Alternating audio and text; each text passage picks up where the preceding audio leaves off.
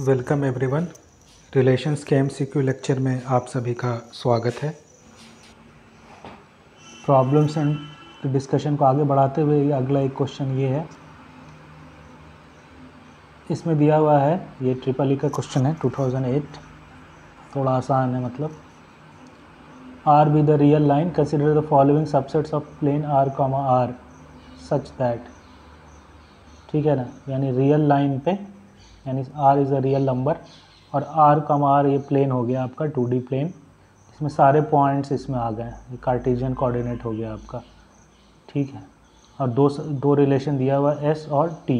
S दिया हुआ है X comma Y such that Y is equals to X plus one, X की value limit कर दी है 0 से 2 तक, ठीक है ना। और दूसरा है T X comma Y such that X minus Y is an integer. तो आपको ये चार कंडीशन दिया हुआ, इक्विवेलेंस मतलब जनरली पता करना है कि इक्विवेलेंस है या नहीं है।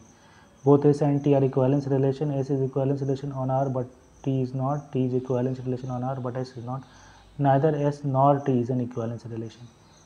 ऑप्शन हमेशा पढ़ लेना चाहिए कि हमको निकालना क्या है, किस तरफ जाना है पूरा, जिनको एलिमिनेट तो नहीं हो रहा। तो अभी इसमें एलिमिनेट ऐसे नहीं हो रहा, सॉल्व करना पड़ेगा कि ये दोनों इक्विवेलेंस है कि नहीं है। तो टी से शुरू करते हैं। टी थोड़ा आसान दिख रहा है, ये हम लोगों ने किया भी है। टी एक्स कमा वाई है such that X minus Y is an integer. X minus Y क्या है, इंटीजर है।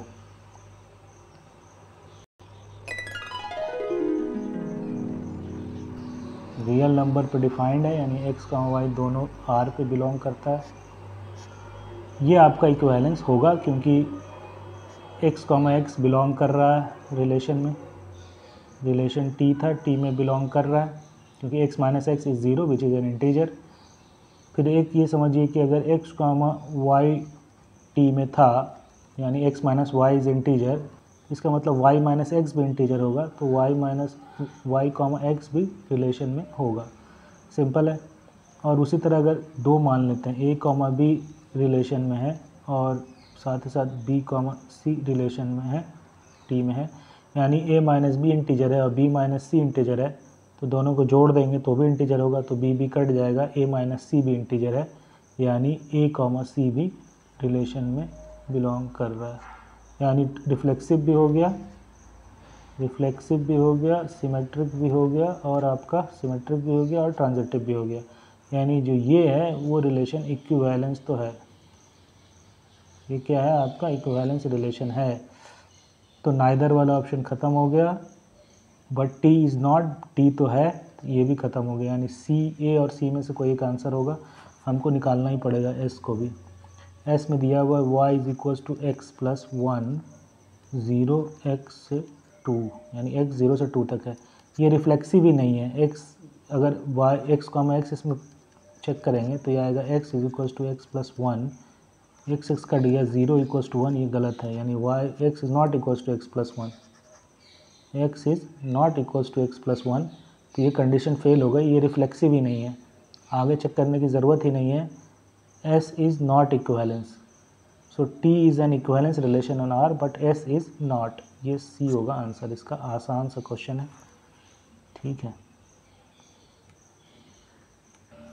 अब ये दो क्वेश्चन और हैं, दोनों ट्रिपल ई का ही है, उस समय ट्रिपल ई हुआ करता था।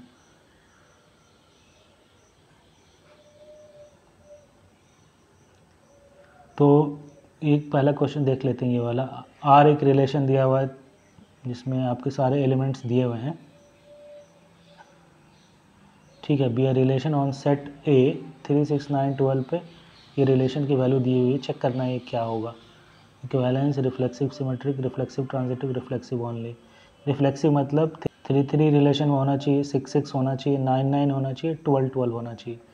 तो 3, 3 तो है, 6, 6 भी है, 9, 9 भी है, 12, 12 भी है, यानी रिफ्लेक्सिव तो हो गया, रिफ्लेक्सिव आपका हो गया। रिफ्लेक्सिव मतलब था if A comma A belongs to R for every A belongs to set A, reflexive on set A। इतनी बार मैंने लिख दिया है कि अब तो याद हो गया होगा आप लोगों को भी बढ़िया से। तो ये रिफ्लेक्सिव हो गया। दूसरा होता है सिमेट्रिक, तो ये सारे तो खुद के सिमेट्रिक पेयर हैं, आपको चिंता नहीं करनी है। 6, 12 का उल्टा 12, 6 होना चाहिए और 3, 9 का उल्टा 9, 3 होना चाहिए। दोनों नहीं है रिलेशन में, यानी सिमेट्रिक नहीं है। सिमेट्रिक नहीं है तो इक्विवेलेंस ख़त्म हो गया, ठीक है ना। सिमेट्रिक नहीं है तो ये वाला ऑप्शन ख़त्म हो गया। अब एक ट्रांजिटिव आपको चेक करना ही पड़ेगा क्योंकि रिफ्लेक्सिव एंड ट्रांजिटिव पूछ रहा है। तो अब देखिए, इससे चेक करने की आपको ज़रूरत नहीं है कोई से कि 6 12 भाई 12 12 से मैच हो रहा है ए बी फिर बी सी, तो 6 12 भी बनता है। तो आपको इधर से कोई दिक्कत नहीं आएगी कभी भी। 3,9 9,9 तो 3,9 ही पेयर बनता है। आपको बेसिकली जो अनइक्वल ऑर्डर पेयर उसमें चेक करना है कि ट्रांजिटिव के लिए कंडीशन ट्रू हो रही है। यानी ट्रांजिटिव का क्या था, ट्रांजिटिव था कि अगर if A comma B belongs to relation and B comma C belongs to relation, this implies A comma C होना चाहिए रिलेशन में। तो ये पहले ट्रू होना चाहिए, पहले ये ट्रू होगा फिर ये ट्रू करना है। तो ये ट्रू नहीं हो रहा है अनइक्वल के लिए। देखिए 6 12 है 3 9 है, तो 12 3 इक्वल नहीं है। उसी तरह 3 9 6 12 है, यानी 9 और 6 इक्वल नहीं है। तो ये कंडीशन ट्रू हो ही नहीं रही ऊपर वाली, तो इम्प्लाई कुछ करना नहीं है। बाकी इक्वल पेयर से हो रही है ट्रू, तो वो आपका ऑलरेडी है ही। जैसे 3,9 9,9 तो 3,9 ही हो रहा है। 6, 12 12, 6 तो 6, 12 भी हो रहा है। तो ये ट्रांजिटिव हो जा रहा है, यानी इसका आंसर होगा सी, रिफ्लेक्सिव एंड ट्रांजिटिव। ठीक है, आसान सा क्वेश्चन है। अगला क्वेश्चन देख लेते हैं।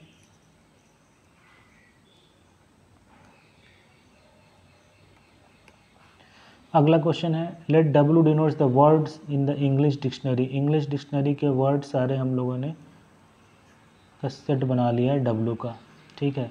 Define the relation R by R X, Y belongs to W into W. The word X and Y have at least one letter in common, then R is. ये यहाँ पे बंद होगा। तो इस क्वेश्चन को सॉल्व करना है, यानी W दिया हुआ है, एक इंग्लिश डिक्शनरी के सारे वर्ड्स और एक रिलेशन है जिसमें दोनों ऑर्डर्ड पेयर के दोनों एलिमेंट W से बिलोंग कर रहे हैं, यानी W का इंटू W का सबसेट है।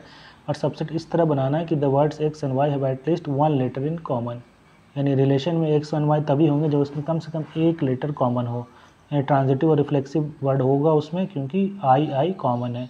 उसी तरह एवरी एंड सेट वर्ड होगा रिलेशन में आर में क्योंकि ई कॉमन है, ठीक है ना। तो आप समझ रहे होगे। तो इस तरह का सेट बनाना है। अब ये पूछ रहा है कि ये क्या होगा, ये इक्विवेलेंस होगा, यानी रिफ्लेक्सिव सिमेट्रिक ट्रांजिटिव चेक करना है।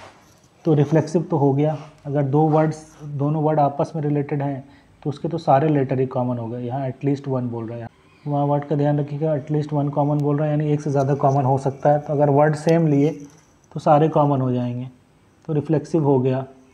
सिमेट्रिक, अगर X, Y है, यानी डिनोट्स और वर्ड्स हैं रिलेशन में, यानी एस कॉमन है, तो इसका उल्टा वर्ड्स और डिनोट्स भी होगा क्योंकि तब भी तो एस कॉमन रहेगा ही। कॉमनलिटी को फ़र्क नहीं पड़ रहा ऑर्डर्ड पेयर बदलने से।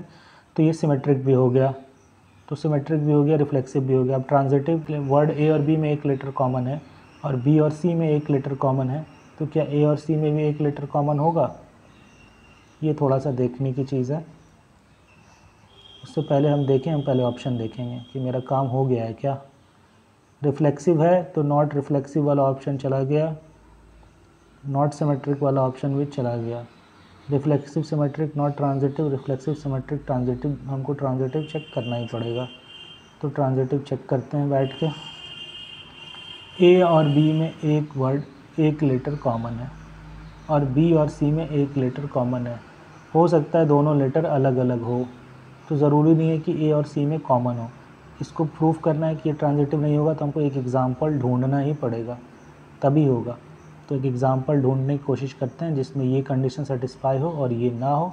फिर देख के वैसा ही लग रहा है कि अगर ए और बी में सपोज़ कीजिए ए अल्फ़ाबेट पी कॉमन था और बी और सी में अल्फ़ाबेट क्यू कोई ई कॉमन था, तो ए और सी में हो सकता है कि कुछ भी कॉमन ना हो, ठीक है ना। तो एग्ज़ाम्पल ढूंढते हैं, कोई लोड नहीं है इसमें। ए मान लीजिए कुछ भी, ए फॉर एप्पल, ठीक है ना।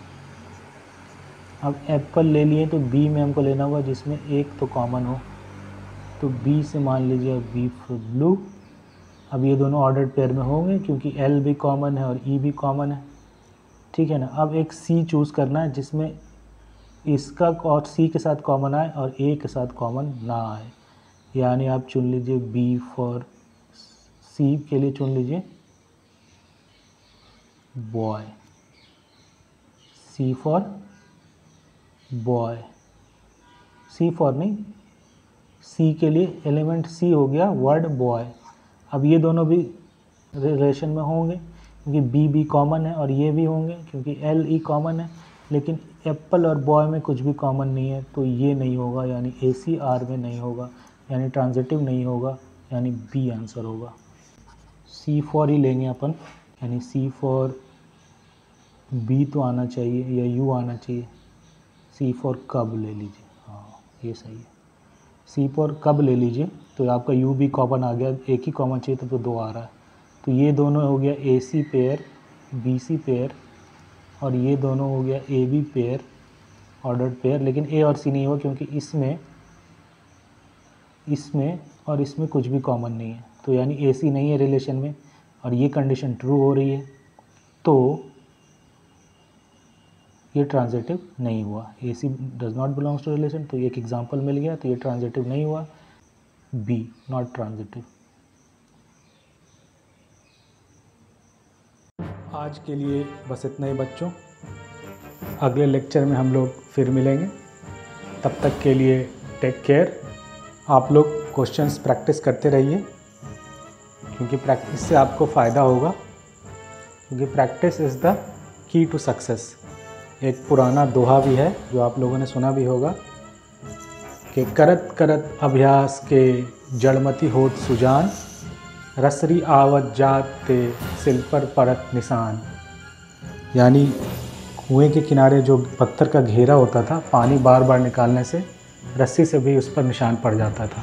उसी तरह कोई मूर्ख व्यक्ति भी अभ्यास करके बुद्धिमान बन सकता है, इसलिए हम लोगों को प्रैक्टिस करना है, प्रैक्टिस से हमें फ़ायदा होगा। जिन लोगों को ये वीडियो लेक्चर पसंद आया हो वो प्लीज़ इसे लाइक करें और इस चैनल को सब्सक्राइब भी करें ताकि आपको और वीडियो के नोटिफिकेशंस मिलते रहें, और इस चैनल को आप अपने दोस्तों के साथ शेयर भी करें ताकि वो भी इससे लाभ उठा सकें। Take care and thank you.